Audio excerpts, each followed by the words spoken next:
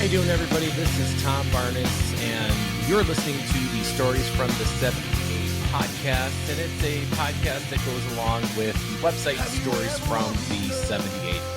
And I go around the city, and I check things out, and I find stories that are either unique to me or a story that I just want to tell, or a fun opportunity. One of those opportunities was going out to Galena, Illinois. Have you ever been out to Galena, Illinois? If you've watched the movie Field of Dreams, which I happen to have the soundtrack, and by the way, this soundtrack is outstanding. If you like records, if you like a good score, this movie, I don't even know if it's in focus. I can't see, but this soundtrack is amazing. I found this for like $4 at like a random store, like, you know, those half price books. That's where I found this. So anyhow, Galena is the home of Chisholm, Minnesota. That's in the movie Field of Dreams. So it's a cool spot to go and check out. If you've never been out that way, it's on the way to the Field of Dreams, which you can still check out. It's still there. But Galena, Illinois is home to Eagle Ridge Resort and Spa. And I went out there to check this place out. It's got 2 gigantic golf courses. There are miles and miles of hiking. There's a equestrian farm, and they even have hot air balloon rides that happen on the regular there, along with fishing, the whole thing. You can spend an entire week out there and you wouldn't see everything, which I did not think, because as you drive out to Galena, Illinois, you drive and drive and drive, and it's flat, flat, flat, right? So you get about 30 miles outside of Galena, it starts getting hilly, and honest to God, this is a true story. That's where the glaciers didn't like flatten everything. It kind of went around that little spot right there. But that's why like western Wisconsin's so hilly and beautiful, in Illinois is so flat in Iowa, because that's kind of where the glaciers went and flattened the whole thing.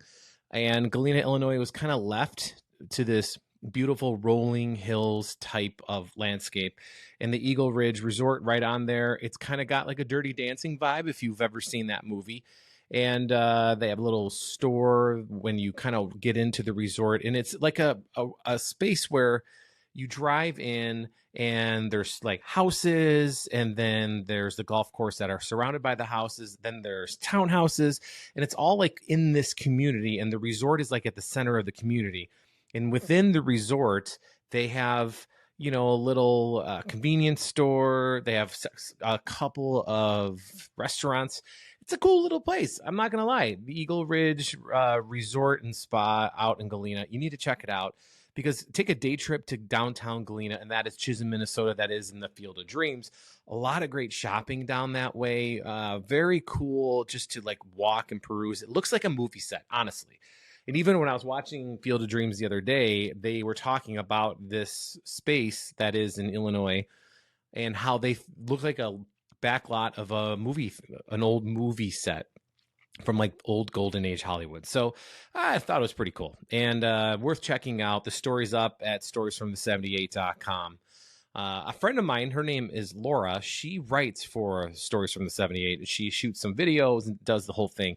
And she did the electric bar that was posted, or the electric funeral bar story that was posted a couple weeks ago. And she also did the Duck Inn in Bridgeport. She's a Southsider, true and true. And she just kind of roams around Canaryville, Bridgeport, back of the yards, McKinley Park. Her latest is the Cozy Duck Inn. And very cool little story that she wrote, and I highly encourage you to check it out. The Duck Inn is just it's a fun little neighborhood joint right there in Bridgeport, and they got, you know, duck fat for the hot dogs and the fries and the whole thing. Very good, kind of an homage to hot dogs, if you're familiar with hot dogs. Cool place to check out for sure. A new spot downtown if you have family coming in from out of town or you want to impress them. Do you remember the Van Gogh thing that happened a couple years ago where the wall was the art and it moved and it kind of brought the art pieces to life? Well, Illuminarium out at Navy Pier is kind of that, from what I can gather. I went there and saw it, and it's pretty much the same thing. You almost feel like you're in a live photo, you know, like they have a landscape of the moon. You feel like you're on the moon, you know, checking things out. And, you know, and it just adds to like the value of going to Navy Pier and having a lot of things in one spot. They have Flyover Chicago, the Children's Museum, Harry Caray's, Margaritaville, the views, the boats, Shakespeare, the Chicago Shakespeare, the live music on the weekends, fireworks on Wednesday and Saturdays. It is really a great spot. Not what it was when we opened, when it was like McDonald's and IMAX theater, like the Navy Pier has definitely changed over the years, and I suggest checking that out. I think it's pretty cool. I love 4th of July. It's become like a thing over the last few years, and I don't know what it is. My daughter's born on the 1st of July, so 4th of July has always just kind of been a celebratory holiday for the last few years in our family. And I was driving back and forth for work last week, and things at CBS are kind of cool right now just because we're transitioning to a new studio and we don't have streaming, and it was the holiday, NASCAR's in town. There's a whole bunch of things. So it was just kind of a slower week on the TV side over at CBS. So, and it was holiday. So on my holiday coming back on July 3rd, we were up at the Forrester Hotel, which, by the way, I know I'm going off topic here. The Forrester Hotel, they don't want to say this because they don't want people to be whatever, but the Forrester Hotel in Lake Forest is a hotel that if you love, I'm just going to say this, if you love the Chicago Bears and you love training camp, I would suggest trying to stay at the Forrester Hotel. I'm just going to give you that because you might or might not see a few people that work for the Chicago Bears. I mean, it's just down the street to Hallis Hall. I think it's less than a mile. It's really close. And it's a cool place. They're doing a new thing where they have the executive chef coming into your suite and making your dinner right there in one of the suites. You book it out like 2 weeks in advance and you're golden. So, I mean, training camp's coming up. So there's your little tidbit for the day. Coming back from that though, I've been driving past this spot on Milwaukee Avenue in Jefferson Park for years. And I always drive by it. And one time I was riding my bike by it and I looked at it and I thought it was really cool. And for 4th of July, I was trying to think of something to do that was a little bit different and, not a, typical 4th of July post about yada, Independence Day. All those things matter and all those things are great. But I wanted to find something that related back to Chicago. And this particular war memorial is that. Jefferson Park, a huge war memorial park in general. They had a cannon in the park years and years ago, and they took it away during the war effort of, like, I believe for World War II, because they needed the metal to melt down and make and send to the war effort, right? But so they have like a spot where a cannon used to be in Jefferson Park, and right outside the park, right where Milwaukee Avenue kind of meets Higgins, right there. I think it's kind of in front of a McDonald's. There's a war memorial, and I just love the war memorial that sits there right at that corner. I shot a little video of it, and I have a nice little description of what it is. But it's a war memorial for all the major wars the United States has been in as the United States, so not the Revolutionary or Civil War, but more of the Vietnam, World War I, World War II, the Korean War. Should be updated a little bit for, Iraqi freedom and the Kuwait War and all that stuff. Nonetheless, though, I mean, that memorial was pretty important for world history in Chicago. I mean, Jefferson Park was a huge area of the city where a lot of soldiers went during World War II and World War I, for that matter, out to fight for freedom and democracy and the whole thing.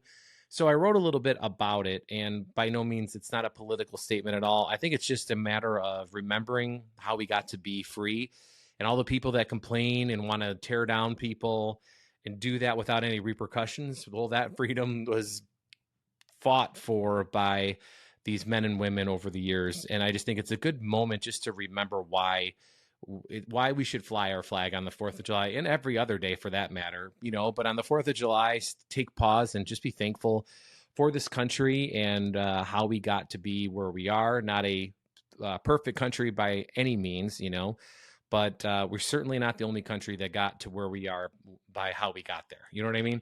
And we do the best we can with what we have, and we're continuing to do that now in each city that branches out to the country. So I don't know. I just wanted to remind folks of that, like freedom isn't free. I know people say that all the time, but it really isn't. And I think on days like 4th of July, it should be more than just about hot dogs and apple pie and a barbecue grill. So yeah, I wanted to pay homage to the folks, especially in my family, that have fought for our freedom and those who have died to honor and continue our freedom's legacy. So That is what's up at Stories from the 78. And the final thing I'll leave you with is I had a fascinating conversation with an author that is from Chicago, originally from St. Louis, but he's out in Elmhurst now, and his name is Jeff Hoffman. Great guy. We had a great conversation. If you look up Stories from the 78, Jeff Hoffman on Chicago hockey and his gripping new thriller, Like It Never Happened. Basically about a bunch of friends that had something happen to them. They all kind of went their separate ways for years. The guilt ate away at them, and now something happened where they kind of need to face reality. Almost sounds like a Stephen King Stand By Me kind of a movie, book, story, whatever. But I mean, the guy's gotten critical acclaim, and he was like a software guy for years and years and years, and he wasn't fulfilled. He wanted to do more.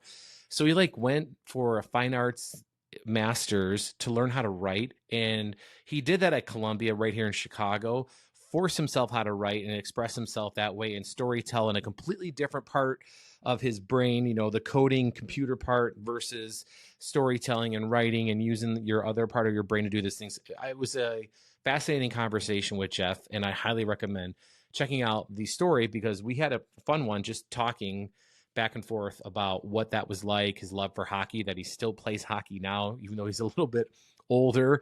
But hey, us guys who are in our 40s or beyond, you're only as young as you feel, right? So anyhow, that story's up there with a bunch of others. I highly suggest you checking them out. It was a holiday week. We had a fantastic time with some friends over at the house.